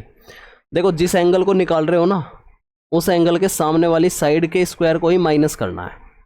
तो B square plus C square minus A square और नीचे 2bc। अब इसको देखो, कोस बी है, एंगल बी निकालना है, तो बी स्क्वायर को ही माइनस करना है, A square plus C square minus B square upon 2ac। C को निकालना है तो सी स्क्वायर को माइनस करना है, बाकी सब सेम है, आराम से याद हो जाएगा। आगे बढ़ेंगे, अब बात करेंगे एरिया ऑफ ट्रायंगल की। तो देखो जैसे ये राइट एंगल ट्रायंगल दिखाई दे रहा है आप लोगों को, इसमें ये हाइट है, ये बेस है। तो ट्रायंगल का जो एरिया बनेगा वो बनेगा 1/2 इंटू बेस इंटू हाइट। ध्यान रखना, 1/2 बेस इंटू हाइट। अगर इक्विलेटरल ट्रायंगल है तो एरिया बनेगा √3/4 साइड स्क्वायर। यहीं से मैं हाइट भी बता देता हूँ, इक्विलेटरल की हाइट होती है √3/2 इंटू ए। अगर विषम बाहु त्रिभुज है, स्केलेन ट्रायंगल है, तो फिर आपको एरिया निकालना पड़ेगा हीरोन्स फॉर्मूला से। इसको बोलते हैं Heron's formula. Heron's formula, S का मतलब होता है semi parameter, a plus B plus C upon 2। तो S minus A, S minus B, S minus C, very very important है, सवाल बहुत आते हैं इससे यहाँ से। अगर आपको किसी ट्रायंगल में एंगल दे रखा है और 2 साइड दे रखी है, तो आप ट्रायंगल का एरिया निकालोगे हाफ XY साइन थीटा। चारों फॉर्मूले याद हो गए।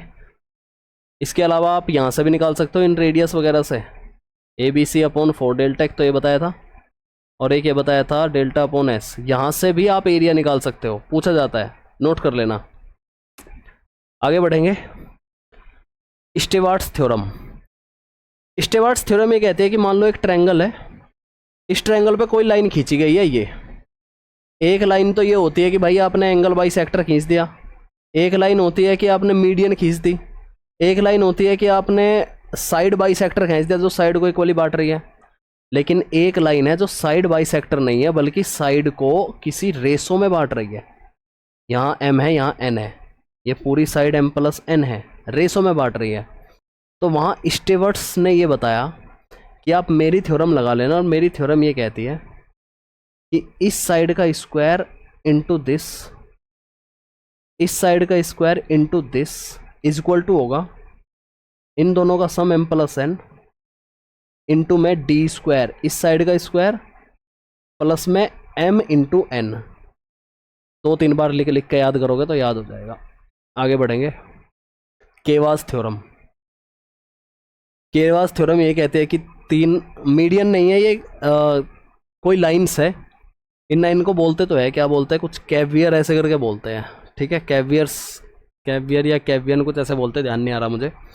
ये जो लाइन्स है जो साइड को किसी रेशो में डिवाइड करती है, m रेशो n में डिवाइड करती है, तो यहाँ B D upon D C into C upon E A F upon F B, इन तीनों की मल्टीप्लाई 1 के इक्वल हो जाएगी। इस रेशो की, इस रेशो की, इस रेशो की, इनकी मल्टीप्लाई डायरेक्ट आंसर करना 1 होगी। केवास थ्योरम अभी तक पेपर में नहीं आई है, आ सकती है। अब बात करते हैं इक्विलेटरल ट्रायंगल के कुछ फॉर्मूले हैं। जैसे इक्विलेटरल ट्रायंगल का अगर आपको एरिया निकालना है तो √3/4a², अभी बताया थोड़ी देर पहले ही। हाइट निकालनी है तो √3/2a। अगर आपको इसकी सरकम रेडियस निकालनी है तो a/√3। इन रेडियस निकालनी है तो a/2√3। तो यहाँ से आप रेशो भी बता सकते हो कि सरकम रेडियस और इन रेडियस का जो रेशो रहेगा वो 2:1 का रहेगा। ये इसका 2 गुना होगा क्योंकि इसमें 2 आ रहा ना ये फालतू में। ठीक है जी। और अगर आपको साइड निकालनी है, किसी इक्विलेटरल ट्रायंगल में आपको 3 हाइट दे रखी है, P1 P2 P3, जो इस सेंटर पे आकर मिल रही है, और आपको साइड निकालनी है, तो ये फॉर्मूला ध्यान रखना, a = 2/√3 P1 + P2 + P3। ठीक है। अब हमारा ट्रायंगल कंप्लीट हो गया। अब बात करते हैं क्वाड्रिलेटरल की। क्वाड का मतलब होता है 4, लेटरल का मतलब होता है साइड्स, जिसमें 4 साइड होती है। अब जब 4 साइड होगी, जाहिर सी बात है 4 एंगल भी होंगे। 4 एंगल होंगे, सभी चारों एंगलों का सम जो होगा वो कितना होगा, वो 360 डिग्री होगा। ट्रायंगल्स में होता है 180 डिग्री, 1 + 2 + एंगल 3 = 180 डिग्री। ट्रायंगल्स में बनेगा 160 डिग्री। इसके अलावा अब जितने भी पॉलिनोमियल्स बनेंगे, पॉलिनोमियल्स बहुभुज, जिसमें बहुत सारी भुजाएं हो सकती है, 4, 5, 6, है ना, जितने बहुभुज बनेंगे, उन सभी के अगर मैं एक्सटीरियर एंगल की बात करूं तो सभी एक्सटीरियर एंगल एक सर्कल से ही मिलकर बनेंगे। तो एक्सटीरियर एंगल का सम 360 डिग्री हो जाएगा सभी का। वो पॉलीगन वाले टॉपिक में करेंगे, अभी क्वाड्रिलेटरल पे ही आ जाओ आप लोग। यहाँ तक बताओ, बात क्लियर है? ट्रायंगल समझ में आ गया सभी को? अच्छा चल रहा है सब कुछ? रिवाइज हो पा रहा है वीडियो के माध्यम से? थ्योरी के इसके PDF के माध्यम से करना चाहते हो तो ST कैंपस ऐप डाउनलोड कर लेना, वहाँ आपको मिल जाएगी ये। टेलीग्राम नहीं चलाता मेरे भाई, मैं टेलीग्राम का कोई लिंक नहीं है मेरे पास। टेलीग्राम पे आपको कुछ नहीं मिलेगा, बर्डन बढ़ता है बेवजह का। एक बार टेलीग्राम पे डालो, एक बार वहाँ डालो, एक बार वहाँ डालो। इससे बढ़िया मैं टाइम बचा के आप लोगों को कंटेंट ही दे दूँ, पढ़ाई दूँ, इससे बढ़िया। क्योंकि मेरे पास टीम नहीं है, अकेला ही शेर हूँ मैं, तो अकेला ही पढ़ा रहा हूँ आप लोगों को। ठीक है, चलो जी। अब आपको एक क्वाड्रिलेटरल दे रखा है, 4 साइड है इसमें, एक डायगोनल्स है। ये डायगोनल्स होते हैं आमने सामने के वर्टेक्स को मिलाने वाली लाइन। पॉलीगन्स में ध्यान रखना, पॉलीगन्स में जब ऐसे दे देता है ना वो 8-10 साइड का वो बना के दे देता है ऐसे, सुनना एक बार ध्यान से। तो आपसे ये पूछ लेता है कि इसमें ये बता दो नंबर ऑफ डायगोनल्स कितने बनेंगे। तो डायगोनल्स का मतलब ये हो गया कि जैसे यहाँ से मुझे डायगोनल खींचना है ना, तो इन दोनों पॉइंट को छोड़ करके इन दोनों पॉइंट को छोड़ करके जहाँ जहाँ भी वो मिलेंगे वो सभी डायगोनल्स कहलाएंगे, सभी डायगोनल्स बने हो जाएंगे, ये सब डायगोनल्स होंगे। तो इनकी वैल्यू पूछ लेता है वो कि कितने नंबर होंगे, कितने डायगोनल्स बन सकते हैं। तो पॉलीगन्स में समझेंगे इस बात को। तो क्वाड्रिलेटरल में मैंने तुम्हें ये बताया कि डायगोनल्स का मतलब ये होता है कि आमने सामने के वर्टेक्स को मिलाने वाली लाइन क्या कहलाएगी, डायगोनल्स कहलाएगी मेरे भाई। बात समझ में आ रही है? इसका नाम मैं D1 रख देता हूँ, इसका नाम मैं D2 रख देता हूँ। कभी कभी ऐसा भी होता है कि एक डायगोनल तो ऐसे खींच दिया AC, लेकिन दूसरा डायगोनल ना खींच करके यहाँ उस डायगोनल पर हाइट बना दी, यहाँ परपेंडिकुलर हाइट बना दी इस डायगोनल पर, यहाँ इस डायगोनल पर ये परपेंडिकुलर हाइट बना दी वर्टेक्स B से। तो अगर आपको एरिया निकालना हो किसी भी क्वाड्रिलेटरल का, किसी भी क्वाड्रिलेटरल मतलब चतुर्भुज का, तो उसका जो एरिया निकलेगा वो निकलेगा under root of S minus A, S minus B, S minus C, S minus D से, जहां S का मतलब है A plus B plus C plus D upon 2। Semi parameter बोलते हैं इसको, सेमी पैरामीटर, हाफ पैरामीटर। इससे आप किसी भी चतुर्भुज का एरिया निकाल सकते हो। लेकिन कुछ चतुर्भुज ऐसे है जो स्टैंडर्ड है, जिनका हमें पहले से ही पता है एरिया, जैसे रेक्टेंगल, रोम्बस, समांतर चतुर्भुज, पैरेललोग्राम। तो उनका एरिया मैं आगे पढ़ाऊंगा तुम्हें, अभी यहाँ से समझो। एक तो ये तरीका है। एक एरिया निकालने का तरीका है कि अगर आपको डायगोनल्स दे रखे हैं तो आप half into D1 into D2 करके एरिया निकाल सकते हो, हाफ D1 इंटू D2। और अगर एक डायगोनल है और दो उस डायगोनल पर परपेंडिकुलर लाइंस है तो फिर आप एरिया निकालोगे 1/2 इंटू D1। बस इस दूसरे डायगोनल को उसने हाइट में तोड़ा तो H1 प्लस H2 करके लिख लेंगे और हमारा एरिया निकल जाएगा। समझ आ गई बात? नेक्स्ट, अब बात करते हैं कि अगर इन डायगोनल्स के बीच में कोई एंगल बन रहा हो, इन डायगोनल्स के बीच में कोई एंगल बन रहा हो, तो एरिया अगर आपको निकालना है तो 1/2 D1 into D2 into sine theta. जब तक एंगल नहीं था तब तक तो यहाँ तक था फॉर्मूला, जैसे ही एंगल हुआ तो साइन थीटा से मल्टीप्लाई कर देंगे, एरिया निकल आएगा। और अगर वो थीटा 90 डिग्री हो, 90 डिग्री हो, फिर तो यही बन जाएगा 1/2 D1 इंटू D2 एरिया निकालने के लिए। एरिया निकालने के लिए तो ये हो जाएगा, लेकिन यहाँ साइड के बीच में उनका रिलेशन होता है, और रिलेशन ये है कि AB प्लस CD का स्क्वायर, आमने सामने की साइड का स्क्वायर का जोड़ आमने सामने के साइड के स्क्वायर के जोड़ के अगर 90 डिग्री होता है तो डायगोनल्स के बीच का कोण। बात समझ में आ रही है भाई?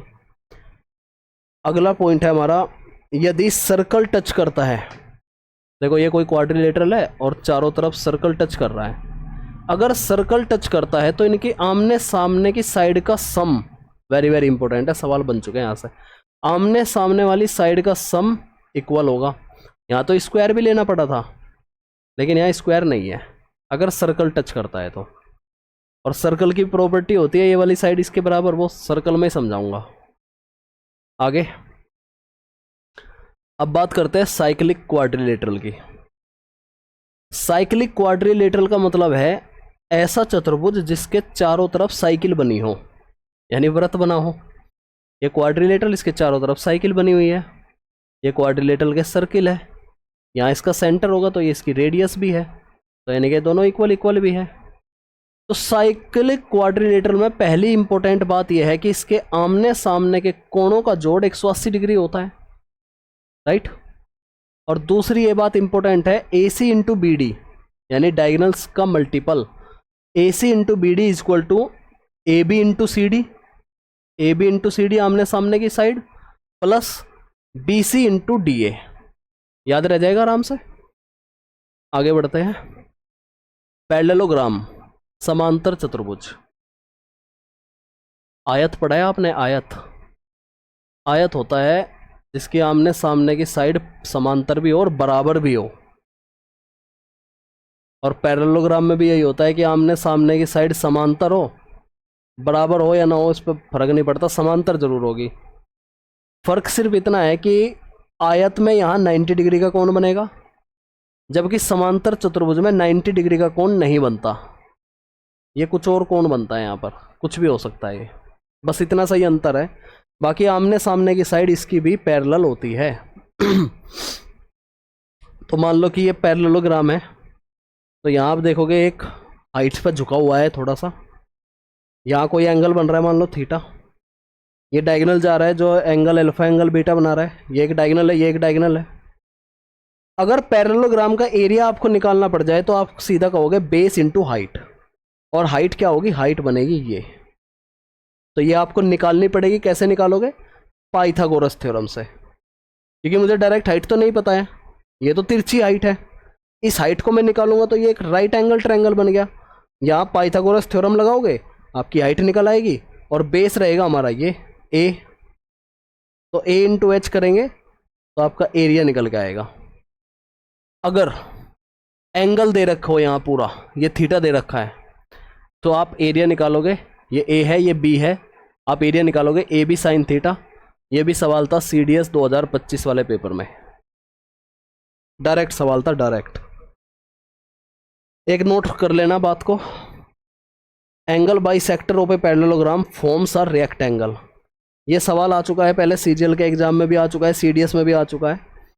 जैसे कि मान लो ये एक पैरेललोग्राम है, तो इसका एंगल बाइसेक्टर, इसका एंगल बाइसेक्टर, ये एंगल बाइसेक्टर कहीं इंटरसेक्ट तो करेंगे नहीं, यहाँ जाएगा, ये यहाँ जाएगा, फिर इसका एंगल बाइसेक्टर ये यहाँ जाएगा, ये दोनों बाइसेक्ट करेंगे, इसका एंगल बाइसेक्टर ये यहाँ जाएगा इसका। तो ये जो बीच में एरिया बनाया ना, ये रेक्टेंगल बनेगा। ये तो पैरेललोग्राम में है, अगर रोम्बस में पूछे तो रोम्बस में वो स्क्वायर बन जाएगा, याद रखना, रोम्बस में स्क्वायर बन जाएगा। आगे, अगर आपको एक पैरेललोग्राम दे रखा है जिसमें डायगोनल्स नहीं है, बस इस तरीके के कुछ लाइंस खींचे हुए हैं, तो ये जो ट्रायंगल बने हैं इसके बीच में, इस ट्रायंगल का और इसके सामने वाले ट्रायंगल का एरिया का जोड़ इस ट्रायंगल के सामने के एरिया के जोड़ के इक्वल होगा। Area of 1 plus area of 3 is equal to area of 2 plus area of 4। आमना सामना चलता है इसमें, आमना सामना। डायग्राम को देख करके याद करना, आराम से हो जाएगा याद। आगे बढ़ेंगे, इन सब के सवाल कराऊंगा मैं अपने बैच में।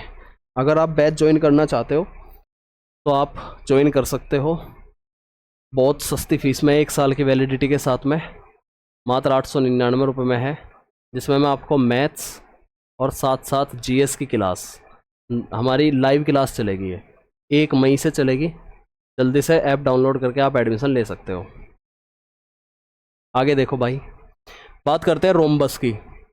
रोम्बस और पैरेललोग्राम में ये डिफरेंस होता है कि पैरेललोग्राम में साइड्स अलग अलग होती है, लेकिन रोम्बस में सारी साइड एक ही होती है। बाकी यहाँ 90 डिग्री इसमें भी नहीं बनता, 90 डिग्री बनता है स्क्वायर में। जैसे ये स्क्वायर है, यहाँ 90 डिग्री बनेगा, ठीक है। तो ध्यान रखना, इसका भी एरिया ऐसे निकलेगा, हाइट इंटू बेस करके। हाइट ये रहेगी इसमें, बेस ये रहेगा इसमें, और ये ए अलग है, ये ए यहाँ बनेगा भाई, ये ए है, ठीक है। एरिया आप डायगोनल से भी निकाल सकते हो, 1/2 D1 इंटू D2। और एक चीज़ ये ध्यान रखेंगे कि इनके जो डायगोनल्स होते हैं ना, वो आपस में 90 डिग्री पे इंटरसेक्ट करते हैं।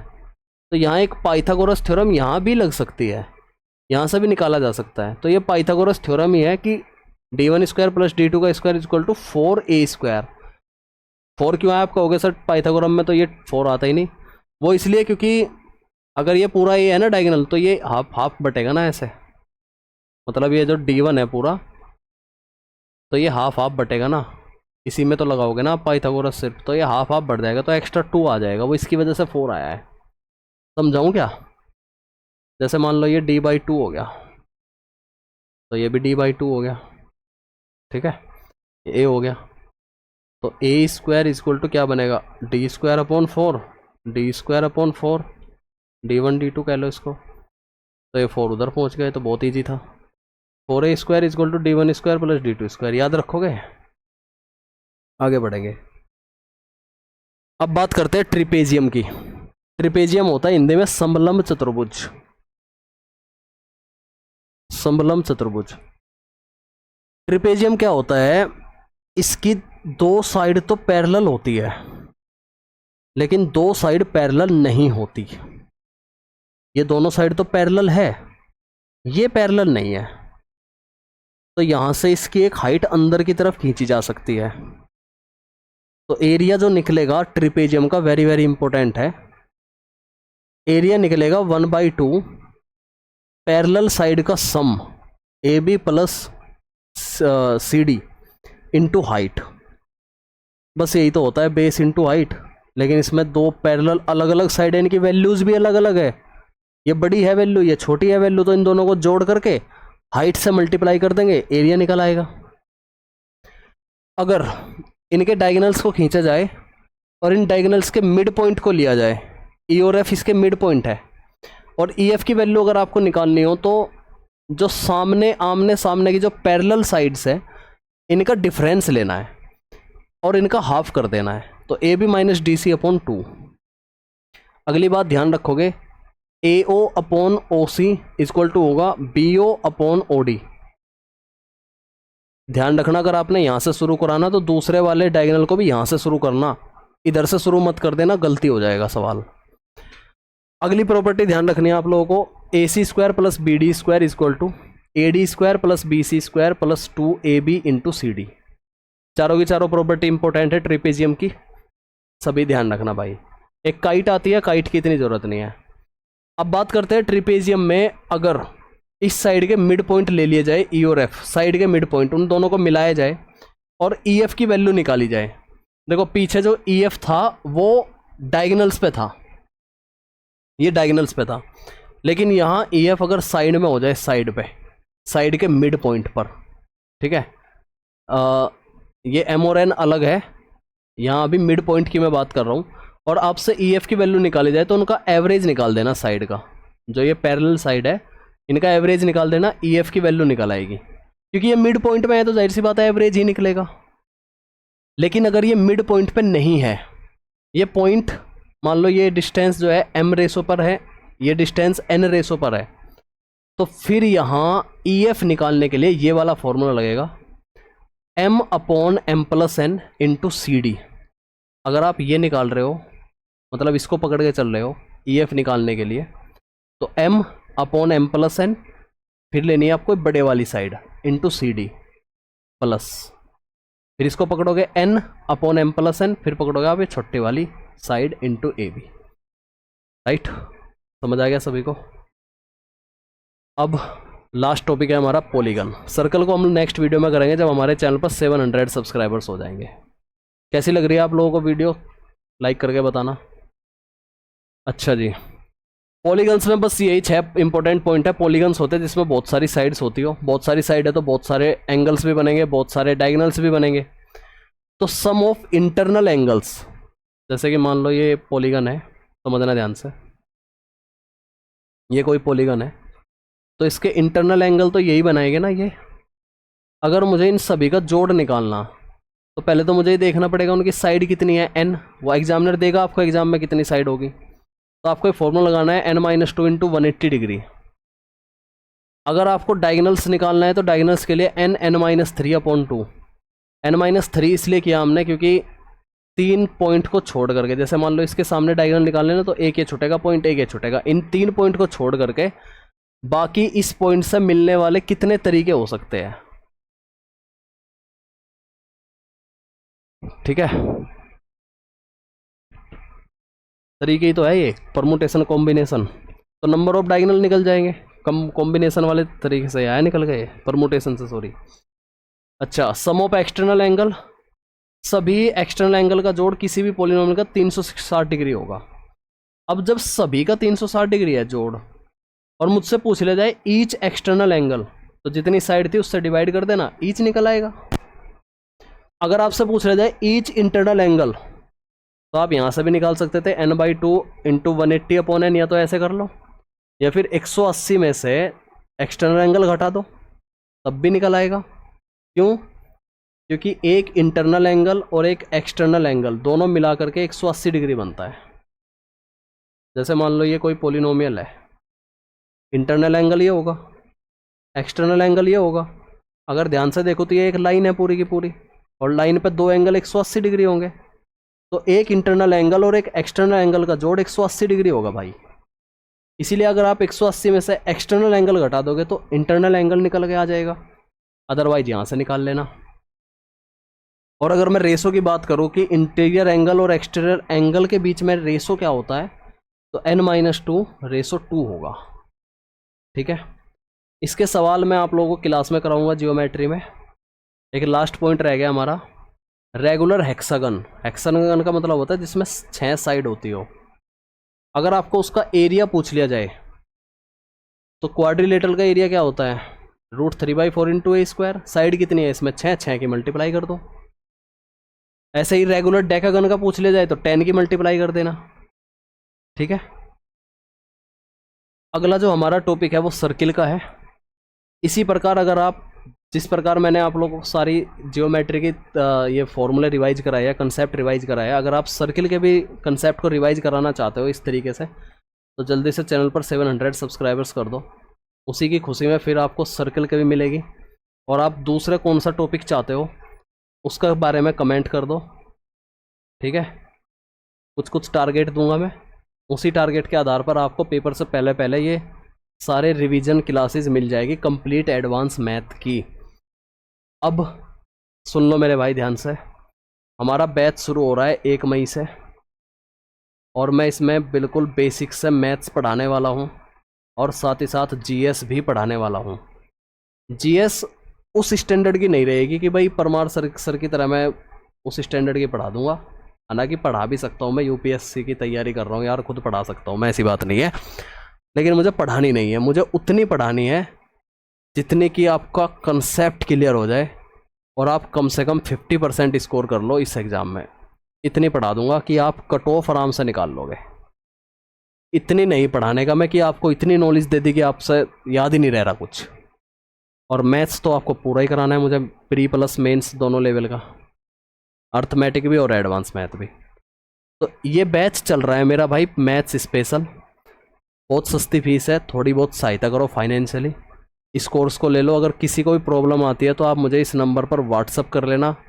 पेमेंट करने में कोई दिक्कत आ रही है, कैसे भी कोई दिक्कत आ रही है, कोई डाउट है, इस नंबर पर मुझे व्हाट्सअप करना, आपकी प्रॉब्लम को सोल्व किया जाएगा। क्लास कैसी लगी मुझे ज़रूर बताना। चैनल को सब्सक्राइब करना, वीडियो को लाइक करना, शेयर भी करना सभी के साथ में। जय हिंद जय भारत। पीडीएफ को डाउनलोड करना है तो डाउनलोड कर लेना ST campus app Google play store से। Thank you everyone.